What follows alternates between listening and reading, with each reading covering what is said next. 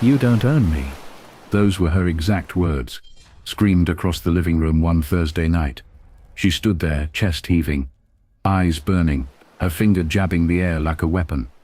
I'd never seen her so raw, so defensive. It was the kind of line that doesn't just end an argument, it rattles inside your skull, makes you wonder if you even know the person standing in front of you.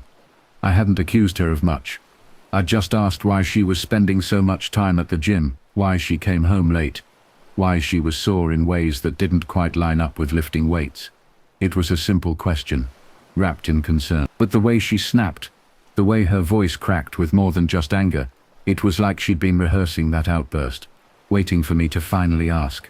"You don't own me," she screamed again, then stormed upstairs, the slam of the bedroom door shaking the walls. I sat there for a long time, staring at the empty staircase.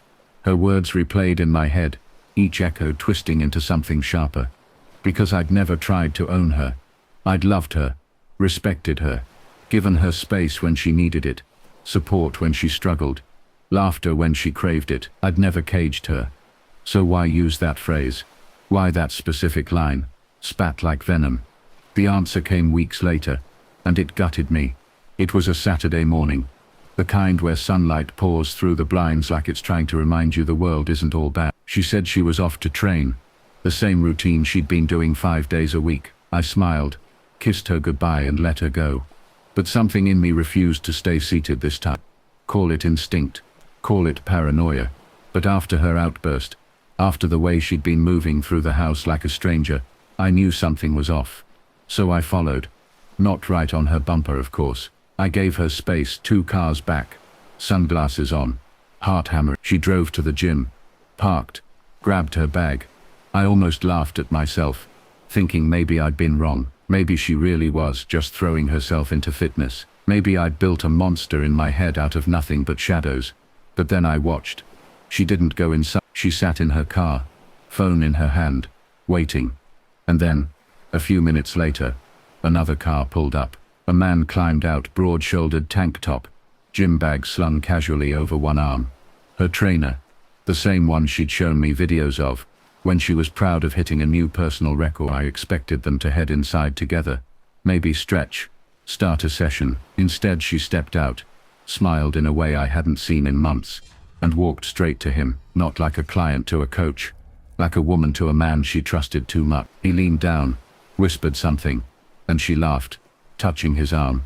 My stomach knotted, my throat went dry. I gripped the steering wheel so hard my knuckles whitened, but I didn't move, not yet. They didn't go into the gym. They walked down the side alley, around the back, and disappeared into a side entrance I hadn't even known existed. 10 minutes later, I drove around to see where it led, a private studio space. No cameras, no windows, just a locked door and drawn blind. I sat there for over an hour, rage gnawing at my insides, before she finally came out, hair messy, shirt clinging, face glowing in a way I hadn't seen when she came home to me. He followed, hand brushing her lower back. She didn't flinch. She didn't pull away. She let it happen. I filmed it all. My hands were shaking, but I held the phone steady enough. Evidence, proof, because I knew that when confronted, she'd spin, she'd cry, she'd weaponize guilt, but proof, that was different. When she came home, she tossed her bag by the door, kissed me on the cheek, and said, "Good session." My stomach lurched at the hypocrisy. I smiled back anyway, my own little mask slipping into place. For days, I said nothing. I gathered more screenshots of messages she forgot to delete from our shared cloud. Receipts for smoothies at times she told me she was working late. Even voice memos where she giggled about being pushed hard. Each piece of evidence was another weight on the scale, tipping it toward truth. But the final blow came one night when I drove past the studio after hours. Her car was there. His car was there. And through a crack in the blinds I saw it. Her hand slipping off her ring. Not just any ring. Our ring.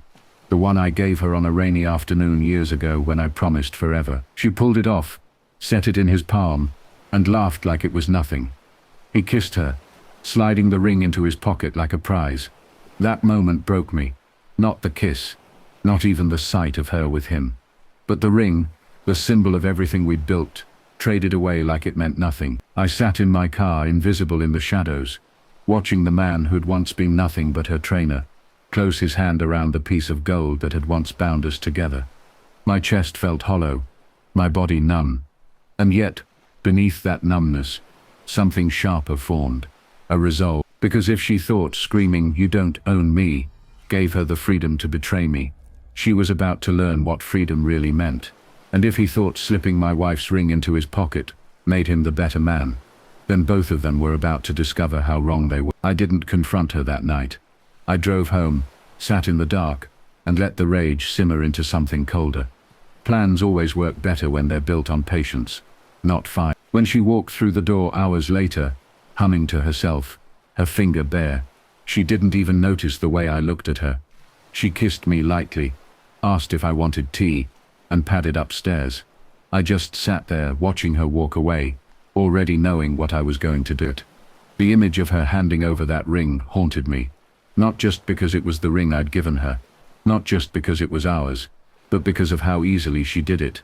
No hesitation, no guilt, just laughter, and a smile, like it was some game. I replayed it over and over in my mind, the way his hand closed around it, the way she leaned into him, free of any weight it carried. That's when I realized her scream that night, "You don't own me," wasn't anger, it was confession. She'd already handed ownership of her vows, her promises, to someone else, but I wasn't going to scream back. That's what they expected. I wasn't going to give her the satisfaction of messy tears, of rage she could twist into her story. No, I was going to take back control, inch by inch, until the moment I revealed the truth, left her with nothing to hide behind. I kept collecting evidence, more late-night visits to the studio, more texts that slipped through the cloud, half deleted, but enough for me to piece together her telling him she felt alive again, her saying she loved how he pushed her harder than I ever could. That one stung, I won't lie, but instead of breaking me, it hardened me. It made me think clearly, like a man sketching a blueprint for demolition. The timing worked itself out almost poetically. My parents' anniversary party was coming up, a big one, with extended family, close friends, even neighbors.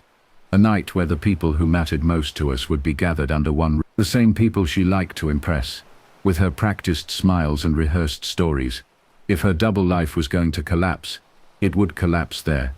In the weeks leading up to it, she carried on like nothing was wrong. She joked with me, cooked dinner, curled up on the couch. Sometimes she even reached for my hand, as if muscle memory made her play the part. But I noticed her finger, bare, always bare now. She claimed she left the ring at the gym because it caught on the weights. She didn't realize I'd already seen where it really was. The night of the party, she dressed elegantly, slipping into a deep blue dress that made heads turn. She looked every bit the devoted wife, the woman people admired. She smiled at me in the mirror as she adjusted her earrings. "Ready?" she asked. I smiled back, steady, calm. More than ready. The hall was buzzing when we arrived. Laughter, clinking glasses, hugs. My parents beamed, my father raising his glass to greet me. Everyone was in good spirits. She floated among them like a practiced actress, laughing at jokes, giving compliments, kissing cheeks. No one suspected a thing. That was her gift. That was her weapon. When dinner was served, the chatter settled. Speeches began. My father first, then my uncle, a few friends, sharing stories. People clapped, toasted, cheered, and then, as the noise died down, I stood. "I'd like to say a few words," I said, voice calm but carrying. All eyes turned. She glanced at me, proud, expecting some heartfelt tribute. I took a deep breath, let the silence hang just long enough, and pulled my phone from my jacket. "Before I do, though, I think there's something everyone should see." Her smile faltered instantly. Her body stiffened. She knew, not what exactly, but she knew. I tapped the screen, and there it was, the video I'd recorded through the blinds. Her hand sliding off her ring, her laugh as she pressed it into his palm, his grin as he pocketed it like treasure. Gasps filled the room. Forks clattered against plates. Faces turned from the screen to her, then to me, then back again. She shot to her feet, knocking her chair back, her face pale. "Stop, please don't." But I didn't stop. I let it play until the end, her laughter echoing off the walls. Then I slipped the phone back into my pocket and looked directly at her. "You screamed at me once that I didn't own you," I said evenly. "And you were right, I never tried to. But marriage, that's not about ownership, that's about honor, trust, respect, and you handed all of that away to him." Murmurs rippled through the room. People looked at her with shock, some with pity, others with disgust. My cousin's wife covered her mouth. My father shook his head, eyes hard. She collapsed back into her chair sobbing, trying to speak but choking on her words. It's not what it looks like." But the proof was undeniable. It was her hand, her laugh, her ring, and the silence of the room swallowed her excuses whole. I raised my glass. "To my parents," I said calmly, "for showing us what marriage is supposed to look like." Then I sat down, leaving her shattered, the weight of every eye pressing on her. The rest of the night passed in a blur. She left early, humiliated, unable to face the stare. I stayed, laughing with my family, toasting to my parents, reclaiming the space she'd tried to poison. The divorce came quickly after. The evidence was overwhelming, airtight. She didn't fight, it would have been useless. I kept the house, the car, the saving. She walked away with a suitcase and a reputation in ruins. Word spread fast, as it always does. Friends stopped calling. Even her trainer, her supposed savior, dropped her once his name got dragged into the gossip. Last I heard, he moved gyms, trying to outrun the whispers. And she moved in with her sister, her once bright smile dulled, her social media wiped clean. The woman who once screamed, "You don't own me," was left with nothing but her own choices, echoing around her like a cage. Sometimes late at night, I think about that moment, the way she pulled the ring off, the way she laughed as she handed it to him, and then I think about how, in the end, that very act became the proof that set me free. She thought giving away the ring freed her, but all it did was chain her to the truth. And me, I walked away lighter, not owning her, not owning anyone, but finally owning my peace.